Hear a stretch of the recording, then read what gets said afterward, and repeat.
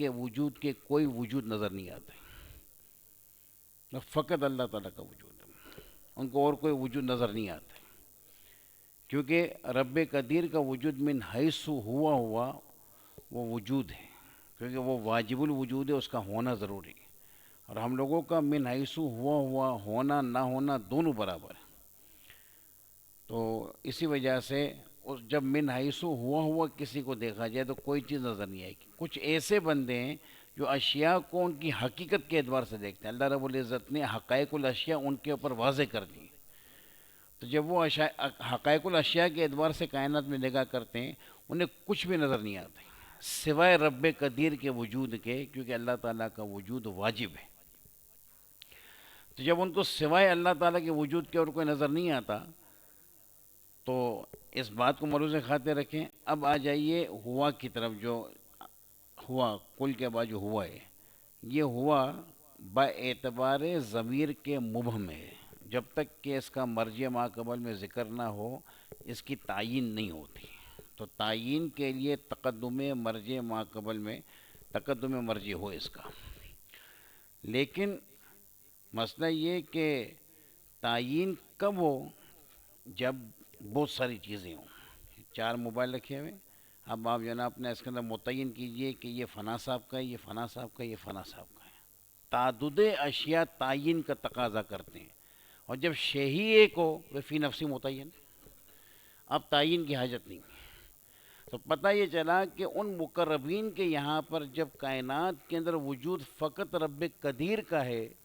تو ہوا ان کے اعتبار سے متعین ہے، اسی وجہ سے جو صوفیہ حضرات ہیں وہ اکثر جو اپنا ہو کی ضرب لگاتے ہیں، کیونکہ ہوا باعتبار نو کے اگرچہ مبہم صحیح مگر باعتبار اس گروہ کے متعین ہے، اس گروہ کی طرف اشارہ کرنے کے لیے رب قدیر نے ہوا کا ذکر اس صورت کی اس آیت کے اندر اول مرتبہ میں کیا، کیونکہ یہ ان کا مرتبہ اول ہے۔ پھر اس کے بعد جب آپ یوں سمجھے کہ صاحب نور اللہ نور کی تحقیق کے مطابق حضور سیدی ابو الحسین نوری رضی اللہ تعالیٰ عنہ وارضہ عنہ وہ فرماتے ہیں، وہ بہت اچھے طریقے سے انہوں نے سمجھایا کہ جب سورج نکلتا ہے تو تارے غائب ہو جاتے ہیں، چھپ جاتے ہیں، تارے ناپید نہیں ہو جاتے، چھپ جاتے ہیں، تو اب آپ کی نظروں میں فقط سورج کا وجود ہے اور تاروں کا وجود چھپ گیا،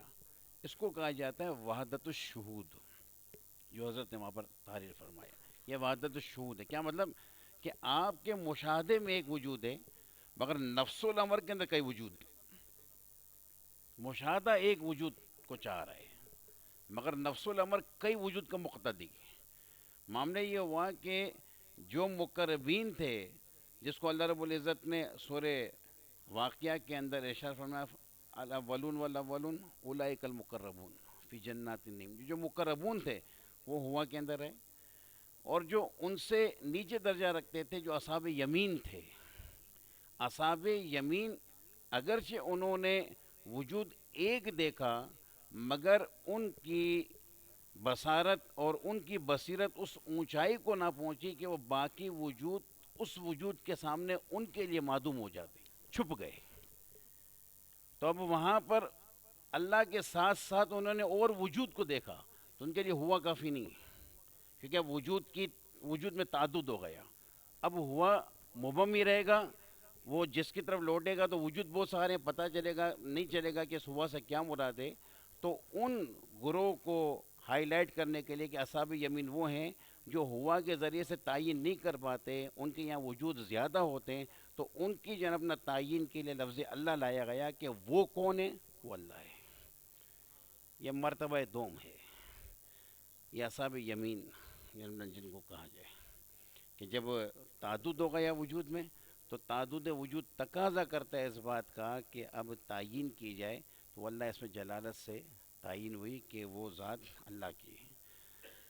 پھر اس کے بعد اصحاب شمال، اب یہ اصحاب شمال کے دو معنی ہیں جو سورہ واقعہ کے اندر پوری اس کی ایک جو ہے وہ سمجھیں کہ سزا بتائی گئی ہے، جو نہ وہ بھی مراد ہو سکتے ہیں اور اصحاب شمال سے یہ بھی مراد ہو سکتا ہے کہ وہ اصحاب شمال جو اصحاب یمین سے مرتبے میں گھٹے ہوئے ہیں، اگرچہ ہیں وہ بھی جو ہے اپنا فائز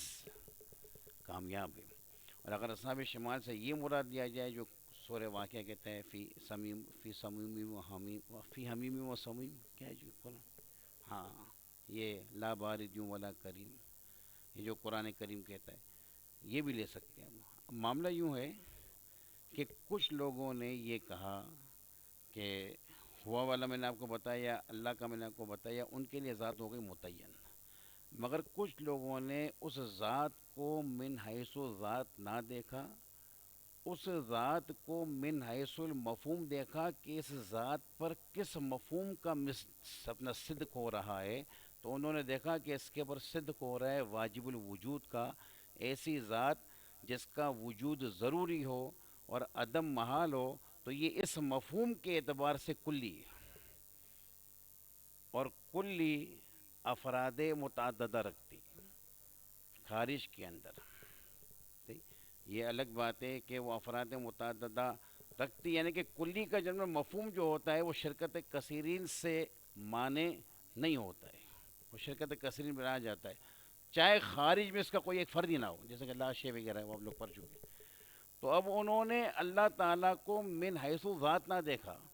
لفظ اللہ کا جو مفہوم ہے اس کو باعتبار مفہوم کے دیکھا کہ اس کا مفہوم کیا ہے، تو مفہوم کے دیکھنے کے اعتبار سے لفظ اللہ بھی ان کے لیے کفایت نہ کیا، ان کے ذہن میں یہ بات آئی کہ واجب الوجود ایک سے زیادہ ہو سکتے ہیں، تو ان کے اس عقیدہ کج کو ختم کرنے کے لیے اللہ رب العزت نے آگے عہد کہا کہ یہ وہ اللہ ہے جو ایک ہے،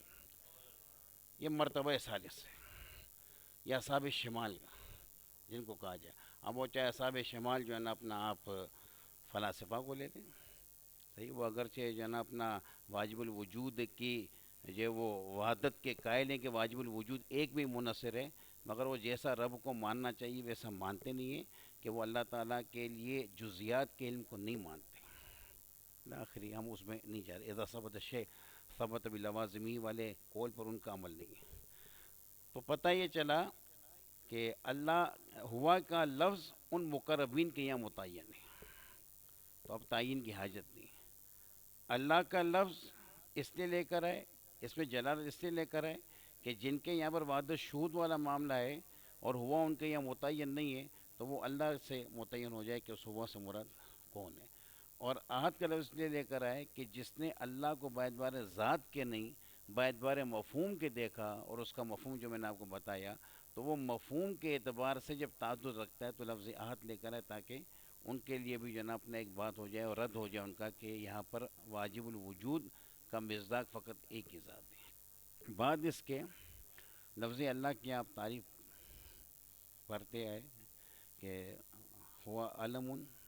لذات واجب الوجود المستجمع لجمیع صفات الکمالیہ، یہ آپ کئی جگہ پر کرا ہے، واجب الوجود میں جو اپنا جو واجب کی اپنا اللہ اس میں جلال کی جو تعریف ہے، المستجمع لجمیع صفات الکمالیہ، اس کا مطلب یہ ہو گیا کہ یہ جو لفظ اللہ ہے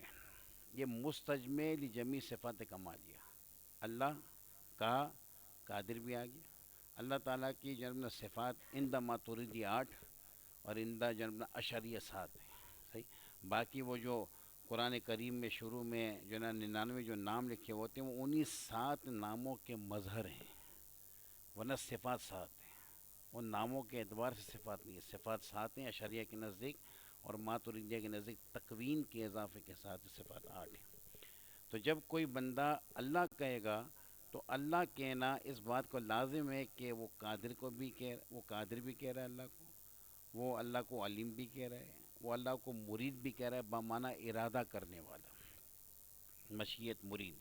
صحیح، وہ اللہ تعالیٰ کو سمیع بھی کہہ رہا ہے، وہ اللہ تعالیٰ کو بصیر بھی کہہ رہا ہے، وہ اللہ تعالیٰ کو متکلم بھی کہہ رہا ہے، وہ اللہ تعالیٰ کو مکون بھی کہہ رہا ہے، یہ تمام جو ہے نا اپنا اللہ رب العزت کے لیے وہ بات کر رہا ہے۔ تو کیونکہ یہ تمام صفات کمالیہ ہیں اور اللہ نے ان تمام کو لفظ اللہ نے ان تمام کو اپنے اندر جو سمویا ہوا ہے، المستجمع لجمیع صفات الکمالیہ، جو تمام جو ہے صفات کمالیہ کے کیا ہے جامع ہے، تو لفظ اللہ جب کہا گیا تو یہ ساتوں چیزیں کہہ دی گئی، تمام کی تمام چیزوں کو جب نہ کہہ دیا گیا۔ یہی وجہ ہے کہ جب عبد کی اضافت اس میں جلالت کی طرف کی جائے، عبداللہ، تو اس کا مطلب یہ ہوتا ہے کہ اس بندے کی بات ہو رہی ہے جو اللہ تعالیٰ کی صفت الوہیت کے ساتھ متعلق اور بقیہ صفات کے ساتھ متخلق ہے۔ اس کی قدر تفصیل یہ ہے کہ اشیت اللمات کے اندر حضور شیخ موقع عبدالحق محدث دہلوی رحمۃ اللہ تعالی علیہ نے لکھا کہ اللہ کا جو لفظ ہے، یہ جو ذاتی نام ہے اللہ کا، یہ تعلق کے لیے، کہ بندے کا رب سے تعلق جو اسم کروائے گا وہ یہ ہے۔ باقی رب قدیر قادر ہے، رب قدیر سمیع ہے، بصیر ہے۔ اللہ تعالیٰ اپنے بندے کو ان درجات اور قرب کے اعتبار سے ان صفات کے ساتھ متخلق کرتا ہے، اور اللہ تعالیٰ اس کو بھی قادر بناتا ہے، اللہ تعالیٰ اس کو بھی سمیع بناتا ہے، اللہ تعالیٰ اس کو بھی بصیر بناتا ہے۔ تو بقیہ جو 7 اسامی صفات ہیں ان سے بندے کا تخلق ہوتا ہے، اور جو اس میں ذاتی ہے اللہ، اس سے بندے کا تعلق ہوتا ہے۔ تو جب عبد کی اضافت اللہ کی طرف ہوئی تو اس کا مطلب یہ ہوگا کہ اس بندے کی بات ہو رہی ہے جو رب قدیر کے لفظ اللہ کے ساتھ انتہائی درجے کا تعلق اور بقیہ صفات کے ساتھ انتہائی درجے کا تخلق رکھتا ہے، اور اس تعلق اور تخلق رکھنے کے اندر رسول کریم سے بڑھ کر کوئی ذات نہیں۔ یہی وجہ ہے کہ سبحان الذی اسریٰ بعبدہ کہا، برسولہ نہ کہا، بنبیہ نہ کہا، کہ عبد کا جو مقام اور عبد کا جو درجہ رسول کریم کو حاصل ہے، اللہ رب العزت کے ذاتی اسم کے تعلق اور صفاتی اسم کے تخلق کی وجہ ساتھ وہ کسی اور کو حاصل نہیں۔ اسی کو سورہ جن کے اندر، غالباً یہ سورہ جن کی 19 نمبر آیت ہے، اللہ تعالیٰ فرماتا ہے لما کام عبداللہ، صحیح دعوت ہو، اس طریقے سے آگے کچھ الفاظ ہیں یہ۔ تو یہ جو عبداللہ کا لفظ ہے، روح البیان نے لکھا، رازی نے لکھا بالاتفاق، یعنی کہ تمام مفسرین کا اتفاق ہے کہ یہاں عبداللہ سے مراد رسول کریم کی ذات بابرکت ہے۔ یہی وجہ ہے کہ روحانی دنیا کے اندر جو قطب الاقطاب کے مرتبے پر فائز ہوتا ہے اس کا نام عبداللہ ہوتا ہے، اور قطب الاقطاب کے مرتبے پر فیضان اور فائز ہونا یہ رسول کریم کی جو ہے نا اپنا ذات بابرکت کو ہی زیبا دیتا ہے۔ پر ان کے توسط سے رسول کریم جس کو پھر اس منصب پر فائز کرنا چاہیں، جیسے کہ تحقیق شیخ اکبر معین الدین کی جو اپنا حضرت نے عبد الوہاب شعرانی نے الجواقت والجواہر میں نقل کی، اور اسی کو پھر جو ہے نا اپنا ملفوظات کے اندر امام اہل سنت نے لکھا کہ رسول کریم جب تک تھے تو غوثیت کبریٰ کے منصب پر وہی تھے، بعد وصال ظاہری پر غوثیت کبریٰ کے منصب پر صدیق اکبر آئے، ان کے جو ہے اپنا وہ جو الٹے ہاتھ پر اور وہ عمر فاروق، اور سیدھے ہاتھ پر عثمان غنی، کیونکہ اس سے روحانی دنیا کے اندر الٹا سیدھے سے افضل ہوتا ہے، کیونکہ دل الٹی طرف ہے۔ یہ روحانی دنیا ہے، یہ باطنی دنیا ہے، اس کے اندر جو اپنا الٹا ہوتا ہے وہ سیدھے پر فائق ہوتا ہے۔ یہی وجہ ہے کہ اگر جو امام علیہ سنت کا وہ جو شعر ہے، میرے ذہن میں شعر نہیں، اگر آپ جناب نا بالکل جناب نا وہ کعبے جیسے کہ سے یہ اپنا کعبہ ہے، تو آپ جو ہے نا اپنا ایک تو آپ کا رخ یوں ہے، صحیح، تو اور جو ہے نا اپنا کعبے کی طرف سے جناب نا اگر دیکھا جائے تو رسول کریم کا جو ہے نا اپنا روزہ مبارک جو ہے نا بانی طرف ہے، داہنی طرف نہیں ہے۔ یہی وجہ ہے کہ رسول کریم کا روزہ جو بانی طرف ہے، تو امام رسول اللہ فرماتے ہیں اس کی وجہ یہی ہے کہ یہ قلبی دنیا ہے جس کے اندر بانا داہنے سے اعلیٰ اور افضل ہوتا ہے۔ تو پتہ یہ چلا کہ عبداللہ کا جو مقام ہے وہ تمام سے اعلیٰ و عرفہ ہے، اور یہی وجہ ہے کہ قطبیت کے مقام پر اور غوثیت کبریٰ کے مقام پر رسول کریم کا تمکن ہے، اور عبداللہ ان کو کہا جاتا ہے۔ اس کی وجہ کیا ہوئی وہ میں نے آپ کے سامنے بیان کی کہ تخلق اور تعلق کے حوالے سے۔ آخری ایک بات کر کے میں اپنے، کیونکہ میں مختصری کر کے آیا تھا، وہ حضرت نے بھی کہا تھا کہ وہ ختم قرآن ہے، اور میرے کو فون پر انہوں نے بھی کہا تھا اپنا قبلہ اشفاق صاحب نے کہ مختصر درس دیجیے گا کوئی اپنا محفل کا کچھ کہہ رہے تھے، واللہ علم بالصواب. تو میں کچھ زیادہ اپنا اس فصاحت بلاغت کے حوالے سے دیکھ نہیں آیا. اب صورتحال یوں ہے کہ اللہ رب العزت نے قل هو اللہ احد، یہ تین ہو گئے. اب یہ جو تینوں مرتبے ہیں، پہلا مرتبہ مقربین کا، دوسرا مرتبہ اصحاب یمین کا، تیسرا مرتبہ اصحاب شمال کا، اور اصحاب شمال میں نے آپ کے سامنے دو درجہ بندی کر دی، صحیح، تاکہ کوئی پریشانی نہ ہو. یہ تین جو اپنا درجے ہیں، ایک کیا ہوتا ہے کہ ایک بندہ جیسے میں ہوں، میں فقط سمجھانے کے لیے کہہ رہا ہوں، تمثیل ہے یہ، کہ میں جب نہ یہ کہوں کہ جناب یہ آپ کام کر دیجیے، چلو صحیح. اب میں جب یہ یوں کہوں کہ قبلہ محدث کبیر دامت برکاتہم العالیہ نے کہا ہے مجھ کو کہ میں تم کو کہوں کہ تم یہ کام کرو، ان دونوں اپنا باتوں کے اندر جو فرق ہے وہ عاقل پر مخفی نہیں ہے. دوسری بات کا وزن پہلی بات کے وزن سے زیادہ ہو جائے گا. تو اب یہ تین مراتب میں نے آپ کے سامنے ذکر کی. تو اللہ رب العزت اپنے محبوب کو یوں فرما رہا ہے کہ محبوب تو میری طرف سے تو کہہ دی اپنی زبان سے کہ یہ تین مرتبے ان لوگوں کے لیے، تاکہ بات کے اندر پختگی آ جائے کہ رب یہ کہہ رہا ہے، کہ رب مجھ سے یہ کہہ رہا ہے کہ میں یہ کہہ رہا ہوں کہ مقربین کے لیے درجہ اولا، اور اصحاب یمین کے لیے درجہ ثانیہ، اور اصحاب شمال کے لیے درجہ ثالثہ ہے. یہ کل کی جناب وہ حکمت جو راضی علیہ الرحمٰن نے وہاں پر تعریر فرمائی، اور حسن رضا خان صاحب نے بھی اپنے شعر کے اندر فرمایا کہ کل کہ اپنی بات بھی تیرے منہ سے سنی. ہاں، اللہ کو اتنی وہ ہے پسند. تو وہی وہ جو کل کا نقطہ انہوں نے تعریر فرمایا وہ میں نے آپ کے سامنے رکھا. مزید یہ جو آیت ہے قل هو اللہ احد، اگلی آیت ہے اللہ الصمد. تو یہ راضی علیہ الرحمٰن نے ایک سوال قائم کیا، لما نکرا احد ولما عرف الصمد، ہے کہ صمد کو معرفہ رکھنا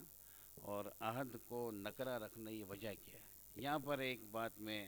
اس کے ساتھ ملاؤں گا، اضافہ کروں گا. معتقد المنتقد سے وہ بہت اچھا نقطہ انہوں نے لکھا کہ کوئی آدم علیہ السلام نے تبلیغ فرمائی تو ان سے لے کر جو وہ رسول کریم کی ذات بابرکت تک جس نے بھی تبلیغ کی، یہ کلمہ کا لا الہ الا اللہ، کوئی الہ نہیں ہے مگر اللہ. اب مجھے بتائیے کہ یہ تمام تبلیغ کا وہ سینٹرل آئیڈیا کیا ہے، اور ان کا خلاصہ ہے کہ اللہ ایک ہے. آپ مجھے بتائیے، ایک ہونا دو ہونا یہ وصف ہے. وصف اس وقت کسی کو بتایا جائے گا کہ وہ موصوف کو مانتا ہوگا، ورنہ وصف بتانے کا کیا مقصد ہے؟ صحیح، مثال کے طور پر اپنا میرے پاس اپنی یہ کتابیں دو ہیں، تو پہلے کتاب کا وجود مانے گا تو دو ایک مانے گا.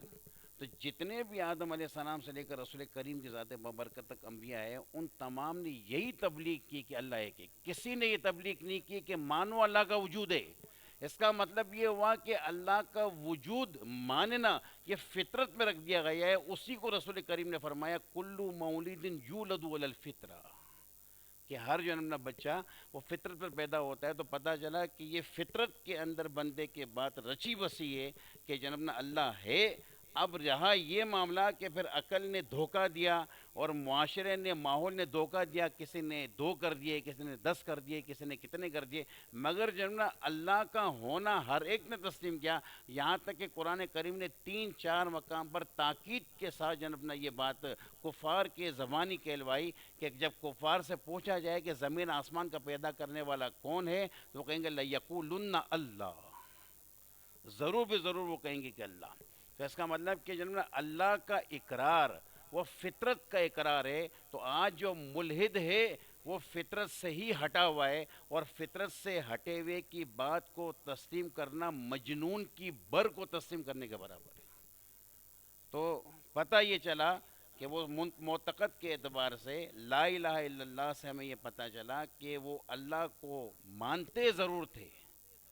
مگر اب انہوں نے اللہ نعوذ باللہ من ذالک نہ جانے کن کن کو کہہ دیا تھا یہ بارش کا خدا ہے، یہ بچہ دینے کا خدا ہے، یہ روزی کا خدا ہے، الاخری نہ جانے کیا کیا بکواس کر دی تھی. تو جب ان کے یا اللہ کا وجود مسلم تھا، مگر وہ اللہ ایک ہے، دو ہیں، کتنے، وہ ان کے یہاں غیر معروف تھا۔ تو خبر جب دی جاتی ہے تو خبر میں اصل نکارت ہے، کیونکہ خبر دینے کا مقصد یہ ہوتا ہے کہ سامنے والوں کو معلوم نہیں، اور جس کی خبر دی جاتی ہے وہ معلوم ہوتا ہے۔ تو اسی وجہ سے لفظ اللہ کو علم کی صورت میں لائے،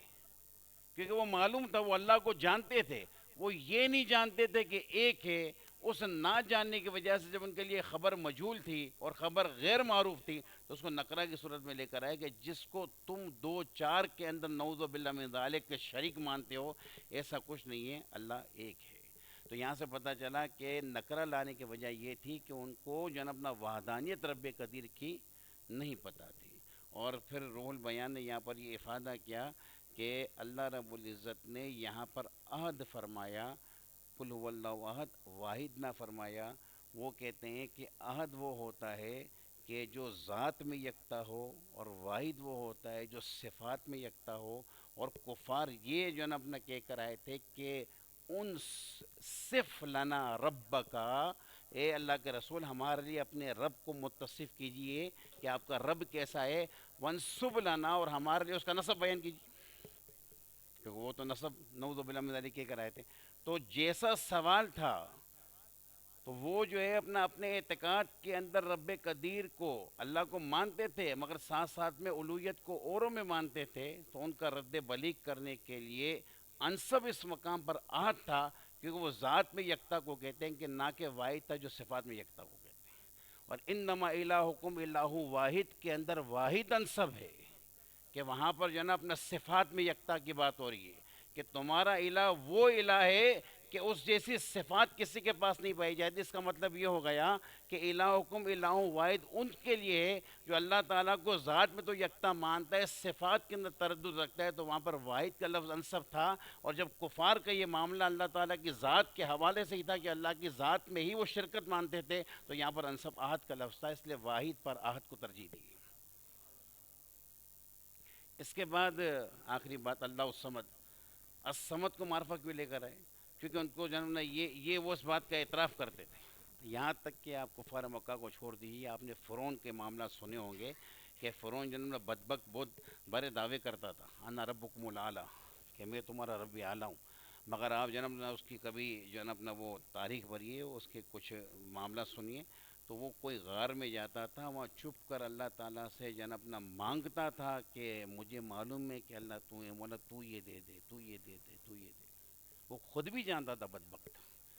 صحیح ہے، اس کے بارے میں ایک واقعہ بھی لکھا، اللہ تعالیٰ جانتا اس کی صداقت کتنی ہے، مگر جنہوں نے تنبیہ کے لیے اگر فرضی بھی واقعہ ہو تو جنہوں نے جھنجھوڑ کرنے کے لیے بہت اچھا ہے کہ شیطان جنہوں نے اس کے محل کے پاس آئے، دروازہ کھٹکھٹایا، تو یہ جنہوں نے پوچھتا ہے من انتا، تو کہتا ہے کہ لعنت اللہ علیہ، تجھ پر اللہ کے لعنت، تو اللہ ہے، تجھے یہی نہیں پتا کہ دروازے کے پیچھے کون ہے؟ تو مجھ سے پوچھ رہے کہ من انتا، کہ تجھ پر اللہ کی لعنت، کہ تو جو ہے نا اپنا اللہ اپنے ہونے کا دعویٰ کرتا ہے اور تجھے یہی نہیں پتا کہ دروازے کے پیچھے کون ہے۔ تو پھر جو ہے نا وہ فرعون ذرا سا جو ہے نا اس کو تنبیہ ہوئی کہ ہاں میں اللہ نہیں ہوں، مگر شیطان کم وقت تھا نا، کہ تو جو ہے نا اپنا اقرار کرے گا پھر کو تیری قوم مار دے گی۔ پہلے جنم نہ اس کو تنبیہ کروائی، اور پھر تنبیہ کرنے کے بعد وہ ذرا اپنا الوہیت سے خود منکر ہونے بیٹھا، تو اس کو جنم نہ چسکا دلایا کہ ابھی تو اللہ ہونے سے انکار کرے گا تو تیرا ستیاناش کر دے گی وہ۔ تو بس وہ جو ہے نا اپنا کوئی طریقے سے وہ نا مچھلی یہاں سے پکڑو تو وہاں سے نکل جاتی ہے، وہاں سے پکڑو تو وہاں سے نکل جاتی ہے۔ تو بہرحال یہ لوگ سب اس بات کا اقرار کرتے تھے کہ حاجت روائی کرنے والا، الصمد کہا کس کو جاتا ہے؟ راضی علیہ رحمہ نے لکھا، راضی علیہ فرماتے ہیں سمد ایلے، سمد یسمد، سمد ایلے ای قصد ایلے، جس کی طرف قصد کیا جائے، جس کی طرف ارادہ کیا جائے، اور جس کی طرف ارادے سے جو ہے نا اپنا جایا جائے تاکہ وہ کوئی چیز ہمیں دے۔ تو سمد کا یہاں پہ مطلب کہ اللہ اس سمد کا مطلب جو نا یہ ہے کہ رب قدیر وہ ہے المسمود فی کل الحوائج، جس کی طرف تمام حاجتوں میں ارادہ کیا جاتا ہے۔ تو یہ کفار بھی جانتے تھے کہ ہماری حاجت برا یا رب قدیر کرے گا، وہ یہ جانتے تھے، وہ خالی اتنی بکواس کرتے تھے، اگر جو بکواس شرکی تھی کہ یہ جناب نے اس کا خدا ہے، یہ اس کا خدا ہے، یہ اس کا خدا ہے، وہ اتنا ضرور جانتے تھے کہ زمین و آسمان کو پیدا کرنے والا، ہمیں پیدا کرنے والا، سب کچھ دینے والا وہ اللہ تعالیٰ ہے۔ تو جب انہیں معلوم تھا کہ سب دینے والا اللہ تعالیٰ ہے تو قصد بھی جناب نہ اللہ تعالیٰ کا ہی کرتے تھے۔ تو جب چیز ان کو معلوم تھی اور ان کی جناب اپنا معرفت کے اندر چیز تھی، اور ان کو یہ معلوم تھا کہ رب قدیر کے سوا اور کسی کا قصد نہیں کیا جاتا، تو اس معلوم ہونے کی بنا پر اور کسی اور کی طرف قصد نہ ہونے کی بنا پر خبر کو معرف باللام لے کر آئے، تاکہ مسند کا حسر مستدلے کے اندر ہو کر اس بات کا تمہیں پیغام دے کہ رب قدیر عند الکفار بھی وہ ہے جس کی طرف تمام حاجتوں کے اندر ارادہ کیا جاتا ہے۔ تو اسی لیے اس کو معرفہ لے کر آئے اور اس کو نکرہ لے کر آئے۔ یہ مختصر سی کچھ جو ہے نا اپنا باتیں راضی اور رول بیان کے حوالے سے میں نے آپ کے سامنے پیش کی۔ جو کچھ اللہ رب العزت نے دروس بلاغت کے اندر جو ہے نا اپنے فضل سے مجھے جو ہے نا اپنا توفیق دی، جو میں نے آپ کو بتایا اور آپ کو توفیق دی، آپ بیٹھے یہاں پر، اللہ تعالیٰ سے دعا ہے کہ اللہ تعالیٰ اس کو قبول بھی فرمائے، اور رب قدیر جو ہے ہماری غلطیوں کو، کوتاہیوں کو، جو مجھ سے دوران درس صادر ہوئی یا کچھ آپ سے بتقاضۂ بشرت غفلت ہوئی، ان تمام کو اپنے لطف و کرم سے معاف فرمائے، اور مسجد حبیب کو اور جہاں جہاں پر یہ کورسز ہوئے دین متین کے فہم کے لیے، فہم و تفہیم کے لیے یا ہو رہے ہیں، رب قدیر ان تمام مدارس کو، مساجد کو، بلکہ جملہ مساجد اہل سنت و مدارس اہل سنت کو شاد و آباد فرمائے۔ اللہم صلی علی سیدنا مولانا محمد معدن الجود والکرم وآلہ وبارک وسلم۔ یا ارحم الراحمین، یا ارحم الراحمین، یا ارحم الراحمین، خصوصاً ہم سب کے سب تیرے قرآن کریم اور تیرے رسول کریم کے فرمودات کو سمجھنے کے لیے ارحم الراحمین اپنے دن رات کو فقط تیرے فضل سے صرف کرتے ہیں۔ ہمارے لیے تیرے مقدس اور لاریب کلام کو اور تیرے حبیب کی انتہائی پر فساد اور پر بلاغت احادیث کو فہم کے لیے کشادہ فرما دیں۔ ارحم الراحمین، جو اس میں پیچیدگیاں ہیں، جو اس کے اندر مشکلات ہیں، جو اس کے اندر انتہائی باریک رموز اور اسرار ہے، ارحم الراحمین بے شک ہم اپنے اذان اور اپنی ذاتوں کو اس قابل نہیں پاتے کہ ان تک رسائی حاصل کر سکیں، مگر رب قدیر اپنی ذات اور اپنے کردار کے اعتبار سے تجھ سے کون بندہ مانگتا ہے، ہم تجھ سے تیرے لطف و کرم سے مانگتے ہیں۔ ارحم الراحمین ہمارے لیے ان تمام اسرار و رموز کو عیاں فرما دیں۔ الہ الامین، الہ الامین، الہ الامین، یہاں جتنے طلباء بیٹھے ہیں، اللہ ارحم الراحمین ہم تمام کے سینوں کو، ذہنوں کو دین متین کے لیے کشادہ فرما دیں۔ الہ الامین حبیب مسجد والوں نے اہتمام کیا درس بلاغت کا، اور جہاں جہاں پر جو ہے نا اپنا کسی بھی کورس کا، عقائد کورس کا، فقہ کورس کا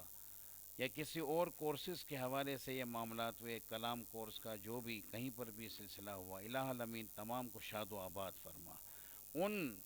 دروس کے اندر جو بھی طلباء، اساتذہ شریک ہوئے، بے شک ایک بہت بڑی ذمہ داری ہوتی ہے، استاد اس وقت جس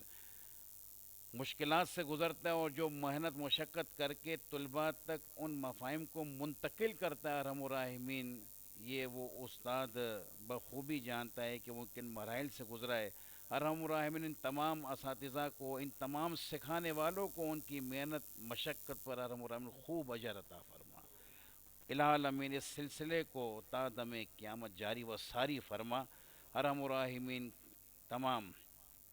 مساجد اہل سنت، مدارس اہل سنت، خانقاہ اہل سنت، مشائخ اہل سنت، پیران اعظام اہل سنت تمام کو شاد و آباد فرما۔ ہم تمام کو مرتبہ کلمہ طیبہ نصیب فرما۔ وصلی اللہ تعالی علی خیر خلقہ محمد و آلہ و صحبہ اجمعین برحمتہ۔ اب انشاءاللہ تمام حضرات جو ہے تشریف رکھیے گا یہاں پر، ترجمے کے ساتھ ختم قرآن جو ہے اس کی چند صورتیں آخری کی جو ہیں یہ انشاءاللہ ہوں گی، اس کے بعد ختم قرآن ہوگا، اور پھر 10 منٹ ہمارے علامہ انس قادری ترابی جو ہیں یہ انشاءاللہ 10 منٹ آپ سے لیں گے، تو اس کے بعد پھر انشاءاللہ نیاز کا بھی اہتمام ہے، تو تمام حضرات جو ہے وہ ضرور جو آئے ہوئے ہیں تو آج کی یہ ختم قرآن کی نیاز جو ہے وہ بھی تناول فرما کے جائیے گا۔ جزاکم اللہ خیر۔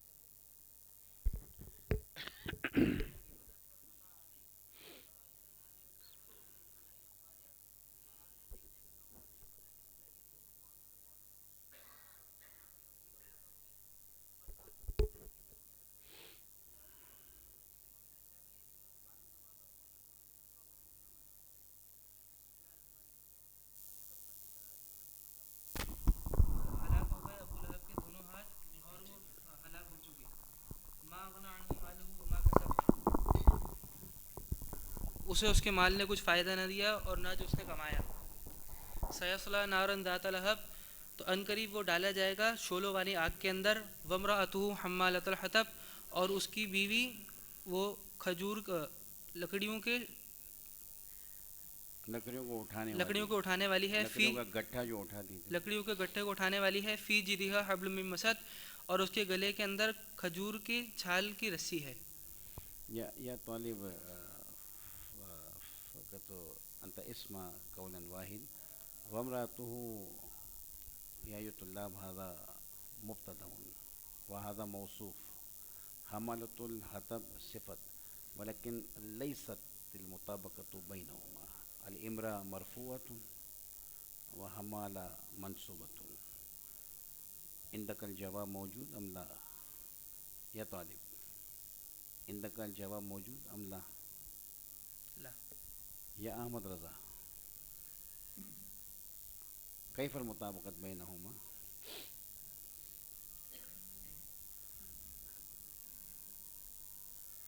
یعنی کہ مطابقت نہیں ہو رہی نا. امرأتو مرفوع ہے، یہ موصوف ہے، اور حمالتاً یہ صفت ہے، مطابقت نہیں ہے. اس کا مختصر جواب یہ ہے کہ یہ جو صفت ہے یہ برسبیل انقطاع ہے. جب کسی صفت کے اندر نہایت ہی جو ہے وہ تاکید بتانی ہوتی ہے اور شدت بتانی ہوتی ہے تو پھر اس کو موصوف سے منقطع کر دیتے ہیں. مثلا بسم اللہ، ای اللہ، من اللہ، کون اللہ، تو پھر یوں کہا جائے گا آنی، میری مراد الرحمن الرحیم. یہ موصوف سے منقطع ہو گئے. وامراتو، کون عورت، یہ مذمت کے اندر کون عورت، کس عورت کے بعد، من المرا آنی حمالۃ الحطب، جو لکڑیاں اٹھانے والی. تو یہ مزید جو ہے نا اپنا اس کی مذمت کے لیے صفت کو موصوف سے منقطع کر دیا.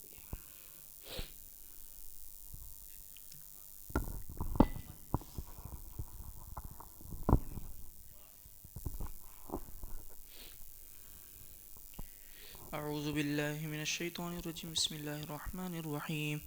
قل هو اللہ احد، اے حبیب آپ فرما دیجئے وہ اللہ ایک ہے. اللہ الصمد، اللہ بے نیاز ہے. لم یلد ولم یولد، نہ اس نے کسی کو جنم دیا اور نہ اس کو کسی نے جنم دیا. ولم یکن لہ کفوا احد، اور کوئی اس کا برابر نہیں. بسم اللہ الرحمن الرحیم. قل اعوذ برب الفلق، اے حبیب آپ فرما دیجئے میں پناہ مانگتا ہوں صبح کے رب کی.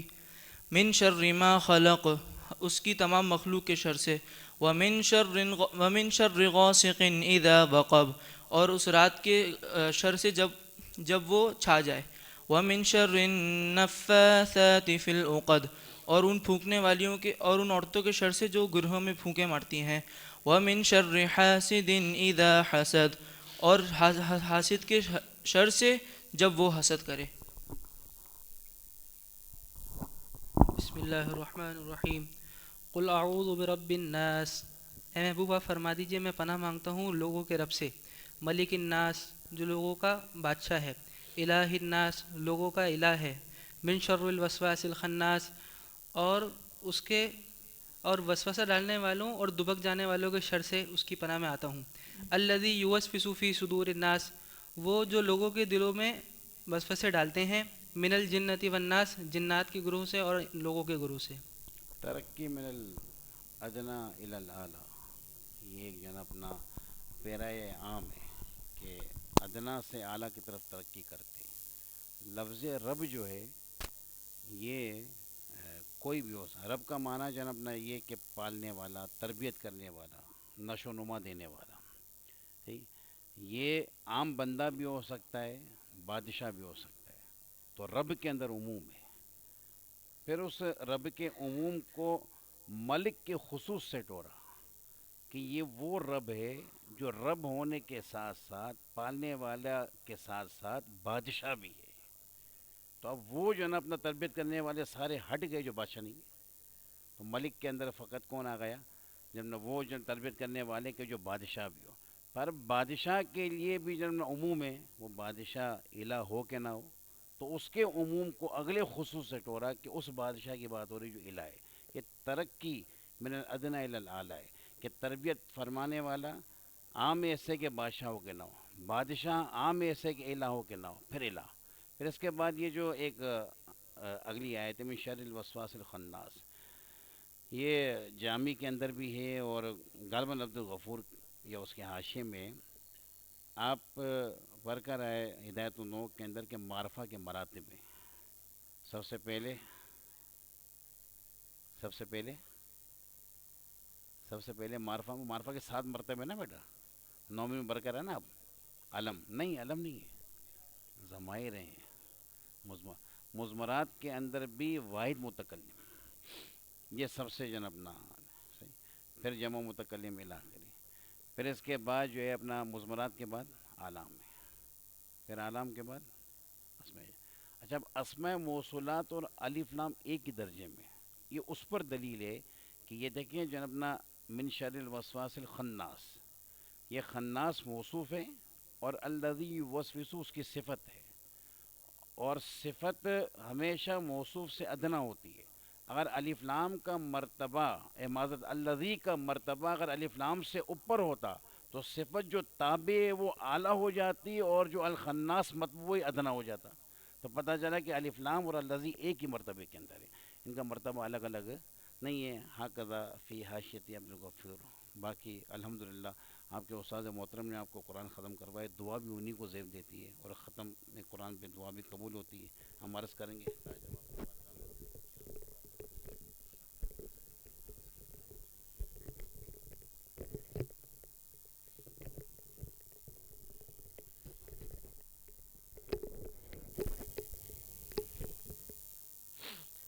بسم اللہ الرحمن الرحیم، الصلاۃ والسلام علیک یا رسول اللہ وعلی آلک و صحابک یا حبیب اللہ.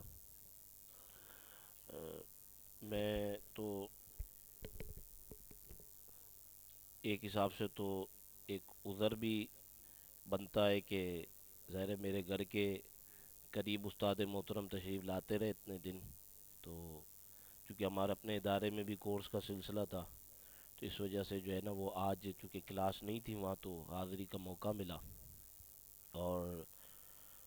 دوسرا یہ کہ چونکہ یہاں کا جو کورس کا اعلان تھا وہ بعد میں ہوا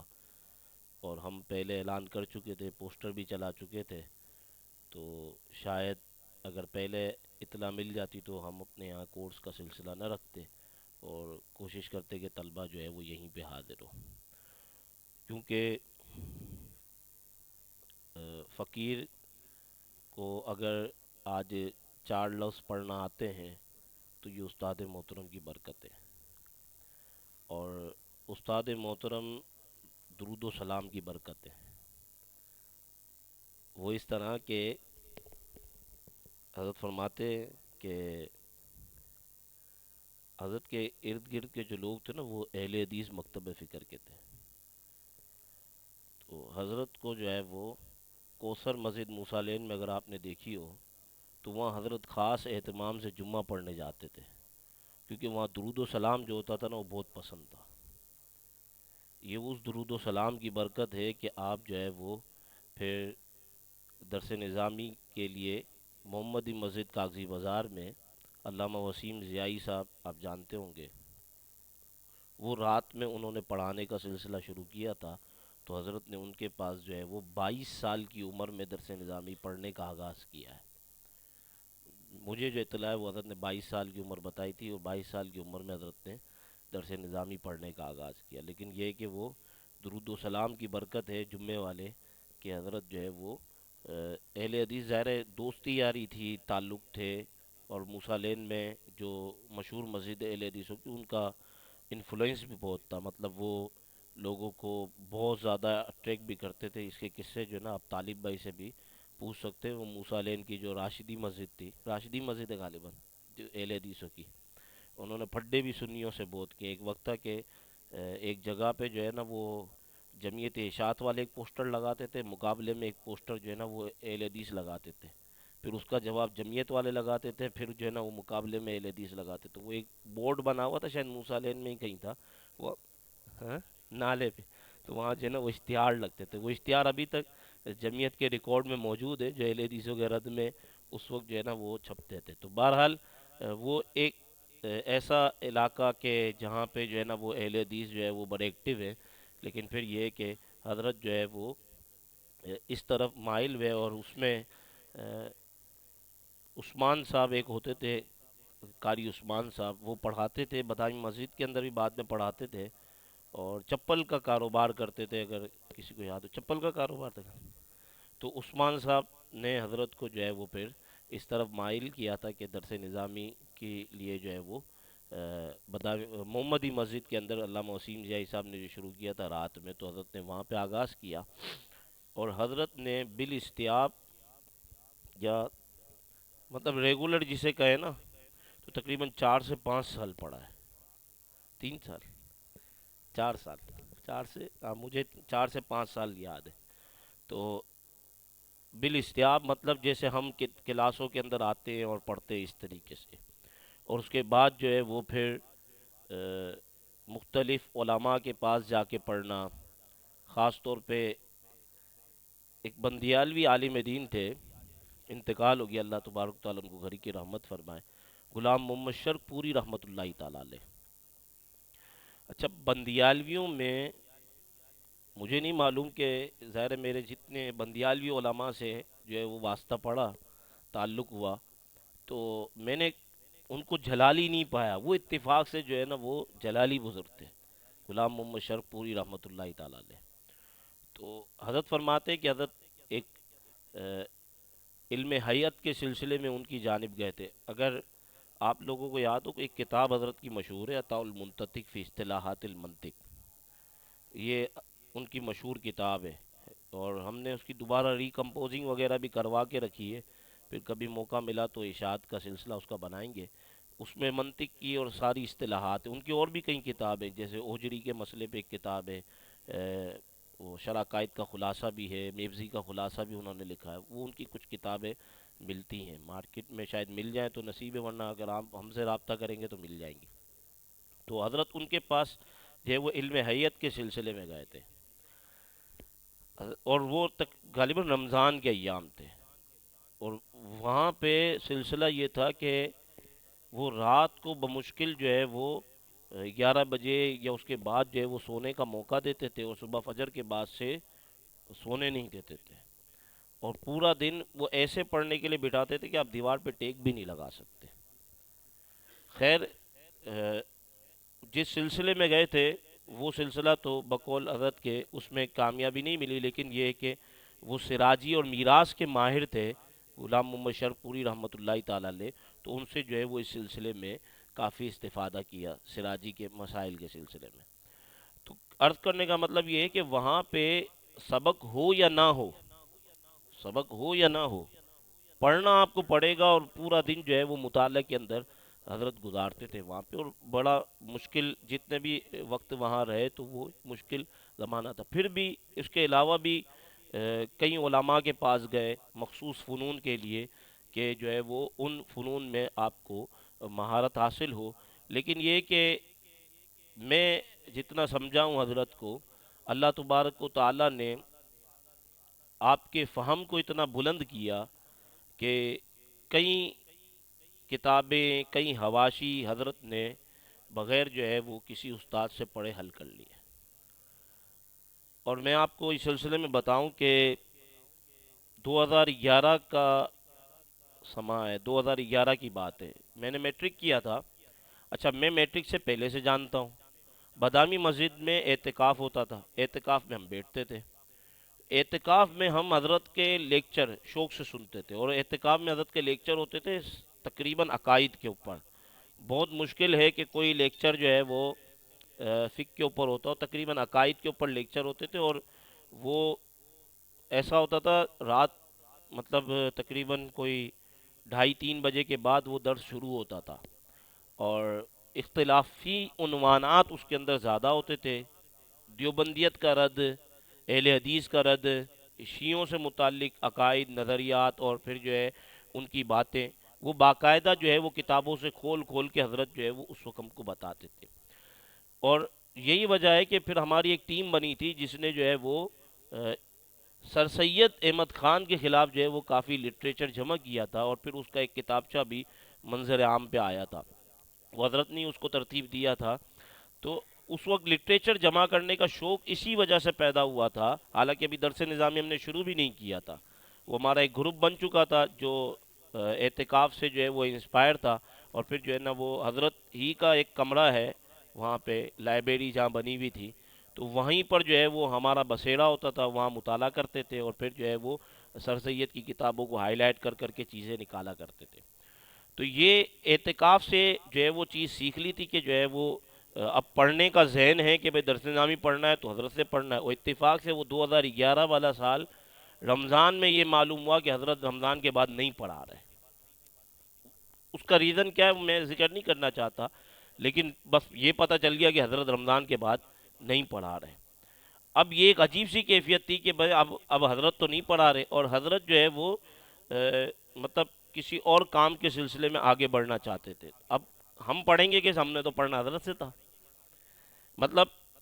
خدا کا کرنا ایسا ہوا کہ رمضان کی آخری میں کہتے شاید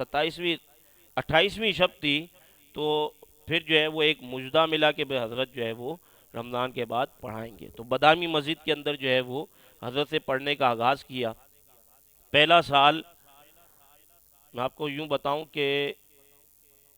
حضرت نے 150 یا اس سے زیادہ اصطلاحات جو تعریفات کے اندر لکھی ہوئی ہیں شرف قادری صاحب نے،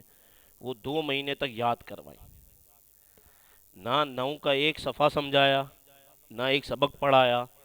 روزانہ آتے وہ تعریفات یاد کرتے، کچھ نہیں سمجھ آتا تھا اس کے اندر کہ کیا لکھا ہوا ہے، بس وہ تعریفات جو ہے وہ رٹوا کے یاد کرائی۔ آج بھی ان میں سے کئی تعریفات جب پڑھا رہے ہوتے تو وہ زبان پہ آ جاتی ہے وہ تعریفات۔ پھر اس کے بعد میں نے فارسی نہیں پڑھی تھی، حضرت نے فارسی میں 9 شروع کرا دی۔ اب آپ دیکھیں کہ وہ سال گزرا ہے، اور جو ہے وہ اللہ کا شکر ہے کہ 9 بھی آئی، صرف بھی آئی، کتابیں بھی یاد ہوئیں، لیکن یہ ہے کہ ایک سوچ ملی کہ جب آپ مشکل پڑھنا شروع کرتے ہیں تو وقت آتا ہے کہ مشکل پڑھنے کے بعد جو آسان ہوتی ہیں چیزیں، یا بعد میں اگر کوئی مشکل آتی ہے تو وہ پھر مشکل نہیں رہتی جب آپ ابتدا سے مشکل میں پڑھنا شروع کر دیتے ہیں۔ مشکل کتابیں، مشکل ابحاث پڑھنا شروع کریں گے تو پھر وقت آتا ہے کہ آپ پر جو ہے وہ چیزیں آسان ہو جاتی ہیں۔ تو جو ہے وہ اس طریقے سے پہلا سال جو ہے وہ گزرا تھا، اور پہلا سال میں یہ ہوتا تھا کہ میرے کو 2 واقعے یاد ہیں، وہ میں خاص طور پہ آپ کو گوش گزار کرنا چاہتا ہوں۔ صبح کے وقت میں جو ہے وہ درس نظامی پڑھتا تھا، اور شام میں کوچنگ سے چھٹی ہوتی تھی، فرسٹ ایئر کی کلاسز تھی، کوچنگ سے چھٹی ہوتی تو شام میں جو ہے نا حضرت کی بارگاہ میں کوچنگ کے بعد پہنچ جاتا تھا، پھر والد صاحب جو ہے وہ 1-1.5 گھنٹے بعد لینے آتے تھے۔ تو یہ ہمارے جلال الدین صاحب بیٹھے ہیں، یہ حضرت سے پڑھتے تھے قاضی مبارک۔ اب میرے خیال سے تو اس وقت قاضی مبارک کراچی کے اندر پڑھانے والے اگر کوئی 2-4 بندے ہوں تو ان میں حضرت ایک تھے، اگر اس وقت کوئی ہوں کراچی کے اندر تو یہ جلال صاحب جو ہے وہ ہمارے حضرت سے قاضی مبارک کا درس پڑھتے تھے۔ تو اتفاق سے ایک صاحب آئے، میں تفصیل الانشاء لے کے بیٹھا ہوتا تھا، کیونکہ وہ حضرت صبح پڑھاتے تھے تو اس کا اجرا کے سلسلے میں تفصیل الانشاء پہ اجرا ہوتا تھا، تو میں وہ لے کے بیٹھا ہوتا تھا۔ اب وہ ایک صاحب آئے، ابھی قاضی مبارک کا سبق ختم ہوا ہے۔ قاضی مبارک یوں سمجھ لیں کہ منطق کے اندر آپ نے کون سی کتاب پڑھی ہوگی؟ شرح تہذیب پڑھی ہوگی، اس کے قطبی پڑھی، بات قطبی نے پڑھی، قطبی کے بعد ہے ملا حسن، ملا حسن کے بعد ہے ملا جلال، ملا جلال کے بعد ہے رسالہ قطبیہ میر زائد، اس کے بعد آتی ہے قاضی مبارک۔ جو منطق کی سیاستہ کہلاتی ہیں اس کے اندر ایک کتاب جو ہے وہ قاضی مبارک ہے، جس کو بالکل انتہائی منطق کی کتاب یا معقول کی کتاب تصور کیا جاتا ہے۔ ابھی کتاب کا سبق پڑھا ہے، اور میں وہاں پہ جو ہے نا وہ تفصیل الانشاء لے کے بیٹھا ہوتا تھا، تو ایک صاحب آئے اور پوچھنے لگے علامہ وسیم ضیائی صاحب کے بارے میں، تو حضرت نے فرمایا کہ وہ آپ کو جمعے والے دن مل جائیں گے، یا صبح جو ہے نا وہ آپ آ جائیں تو صبح یہاں پہ اسباق پڑھانے کے لیے تشریف لاتے تو آپ صبح آ جائیں، یا پھر جو ہے نا وہ آپ جمعے والے دن ملاقات کے لیے آ جائیں۔ پھر ان صاحب نے پوچھا کہ آپ کیا کرتے ہیں؟ میرے سامنے کیا ہے کہ بھائی ابھی قاضی مبارک کا سبق ختم ہوا ہے، انہوں نے پوچھا آپ کیا کرتے ہیں؟ ہم نے کہا میں تو یہ ابتدائی کتابیں پڑھاتا ہوں۔ یعنی ہمارے جیسا بندہ ہو نا تو کہیں گے بھائی یہ بھی پڑھاتے ہیں، یہ بھی پڑھاتے ہیں، یہ بھی کتاب صبح پڑھا رہے ہیں، یہ بھی درسیات کے اندر ہے، ہم تو بڑی کتابیں پڑھاتے ہیں۔ لیکن اس وقت کوئی اظہار نہیں، کہا یہ بیٹھا ہے طالب علم، یہ ابتدائی کتابیں پڑھاتا ہوں میں. تو یہ یعنی اللہ تبارک و تعالیٰ علم کے ساتھ جو ہے وہ عاجزی اور انکساری جو ہے وہ عطا کرتا ہے، یعنی علم کے ساتھ عاجزی اور انکساری بھی مل جائے بارگاہ الہی سے، تو پھر اللہ تبارک و تعالیٰ علم میں مزید پختگی عطا فرماتا ہے. اسی وقت کا ایک دوسرا واقعہ ہے. آپ نے 14 دن حضرت سے گفتگو سنی، 13 دن سنی. مجھے نہیں معلوم آپ نے کتنی مرتبہ حضور محدث کبیر کا نام سنا ہے. آپ لوگوں نے سنا ہوگا، متعدد بار سن لیا ہوگا. یہ حضرت فنا فی الشیخ جسے کہتے ہیں نا، یہ وہ والا مرحلہ ہے. اس وقت کی بات ہے، حضرت اہتمام کر رہے ہیں، نئے کپڑے پہنے ہوئے ہیں اور وضو کر لیا ہے، غسل کر لیا اور پھر نئے کپڑے پہن لیے، وہ امامہ شریف سجا لیا. ابھی ہوگا کیا؟ آج نہ کوئی بڑی رات ہے نہ کچھ ہے. فون پہ حضور محدث کبیر سے بات ہوگی، فون پہ حضور محدث کبیر سے، اور دو زانوں ٹیک لگا کے بھی نہیں، دو زانوں ہو کر بیٹھے ہیں، اور پھر جو ہے وہ فون پہ صرف مشکل سے 2-2.5 منٹ کی بات ہوئی ہوگی. لیکن اس قدر جو ہے وہ اپنے شیخ، اپنے مرشد کی بارگاہ کا ادب اور احترام، شاید ہم جو ہے وہ ہمارے سامنے ہمارے مرشد آ جائیں تو ہم سامنے ہوتے ہوئے اس قدر جو ہے وہ ادب اور احترام بجا نہیں لاتے. لیکن یہ اللہ تبارک و تعالیٰ نے آپ کو یہ سعادت عطا فرمائی ہے کہ آپ جو ہے وہ اپنے مرشد سے اس قدر جو ہے وہ، اسی لیے آج بھی درس میں جو ہے وہ حضور محدث کبیر دامہ ذلہ کا نام جو ہے وہ آپ نے سماعت کر لیا. تو یہ جو باتیں ہوتی ہیں یہ عموماً کتابی نہیں ہوں گی، یہ آپ کو جو ہے وہ ان جیسی حضرات اور ان جیسے افراد امت اور بلند ترین اشخاص کے پاس بیٹھ کر سیکھنے کو ملیں گی کہ جو ہے وہ ہم جس طریقے سے سمجھ رہے ہوتے ہیں کہ ہمارے مشائخ، یا جس طریقے سے ہم ان کا ادب کرنا چاہتے ہیں، شاید ہم اس میں کمزور ہیں. ہمیں جو ہے وہ اشخاص سے، اپنے مشائخ سے ان چیزوں کو جو ہے وہ سیکھنا چاہیے. ایک خصوصیت دیکھیں، میں اس لیے آپ کو یہ خصوصیت بتا رہا ہوں کہ بندیالوی علماء کو بھی دیکھا، افغانی علماء کو بھی دیکھا، امجدی علماء کو بھی دیکھا. امجدی علماء کا مطلب یہ ہے کہ جو ہمارے یہاں جو درس نظامی پڑھانے کا انداز ہے نا، یہ امجدی انداز تدریس ہے، جس میں یہ ہوتا ہے کہ بھئی آپ عبارت پورا 1.5-2 صفحے کی آپ عبارت پڑھ لی، اس کے بعد تقریر بھی، ترجمہ ہوا، سبق ختم ہو گیا. بندیالوی انداز تدریس کے 7 مرحلے ہیں، وہ کئی مرتبہ بیان بھی کیے جا چکے، پھر وہ دوبارہ کبھی. افغانی علماء کا ایک منہج ہے. افغانی علماء کا منہج یہ ہے کہ جو ہے وہ ساری عبارت پڑھتے جائیں گے. ان کے تقریر کا الگ سے کوئی کانسیپٹ نہیں ہوتا، ان کے یہاں جو ہے وہ ان کے تقریر کا کوئی الگ سے کانسیپٹ نہیں ہوتا، وہ بس عبارت کے ساتھ پڑھتے پڑھتے جو ہے وہ بتاتے چلے جاتے ہیں. کوئی الگ سے جو ہے نا خصوصی اہتمام نہیں کرتے درس کی تقریر کرنے کا. لیکن میں نے ایک چیز سمجھی، اور مجھے بندیالوی علماء میں جا کر بھی اس چیز سے فائدہ دیا، مجھے افغانی علماء کے پاس بیٹھ کر بھی اس چیز نے فائدہ دیا، اور آج اگر 4 کتابیں پڑھانے کی صلاحیت ہے تو اس چیز نے بہت فائدہ دیا. وہ یہ ہے، اور یہ خصوصیت میں نے حضرت کے علاوہ کسی میں نہیں دیکھی، کہ ایک کتاب ہے، اس کا فلاں حاشیے کو بھی دیکھنا، اس کے تیسرے حاشیے کو بھی دیکھنا، چوتھے حاشیے کو بھی دیکھنا.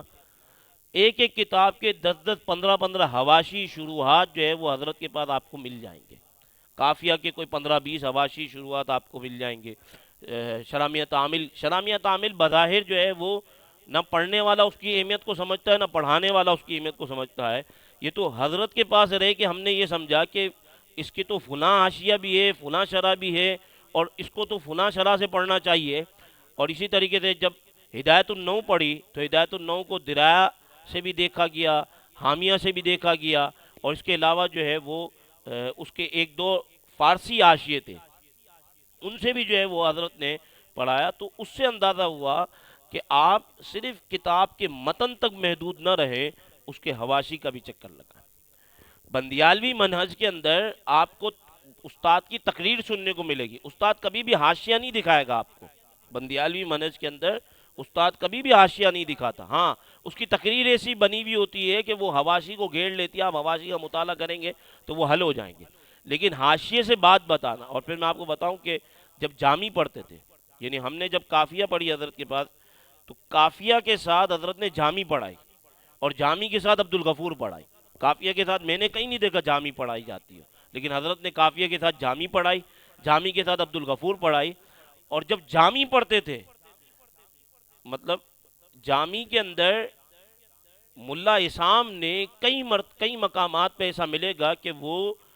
ملا جامی پہ اعتراض کرتے ہیں، یا وہ کہیں پہ عبد الغفور پہ اعتراض کر رہے ہوں گے.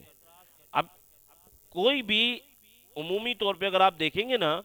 تو جامی پڑھانے والا کوئی بھی استاد میں نے نہیں دیکھا کہ وہ اسام کے حاشیے کو ہاتھ بھی لگاتا ہو،